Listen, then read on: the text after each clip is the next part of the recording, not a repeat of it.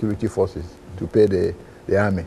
Because since the war ended, they have all started, you know, getting the militias to join the army.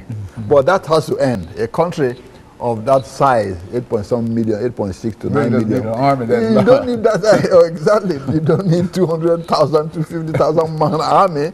Okay. But then they can justify, say, well, the North continues threatening the South, which is understandable because the North and South are still at a state of war, even though there's a ceasefire, but there's no peace agreement. You know what I mean? Yeah, there are two different things legally. They might have a ceasefire or armistice, but there's no peace treaty that they're going to live in peace. So that border skirmishes with the South, with the North, continues. You know, the Northern armies are still encamped on the border. Their planes are still bombing the South. So in a way, they can justify having an army that large to protect them.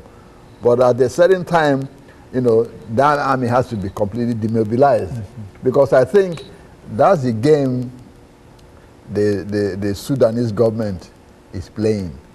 Now, Bashir, the president of Sudan, and his, you know, people say, well, even if they have a republic, it will be chaotic over there. We don't think there'll be peace or anything there.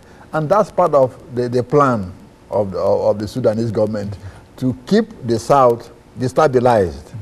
Okay? So this kind of keeping the country on a war footing is a way of draining the resources. The South needs to develop itself. You know, the North is more developed than the South, obviously, you know.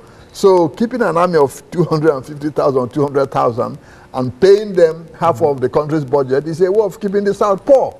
See, so it's another way of waging war against the South without actually going in there. Without actually waging war. Exactly, exactly. When you spend all that money in paying the military, then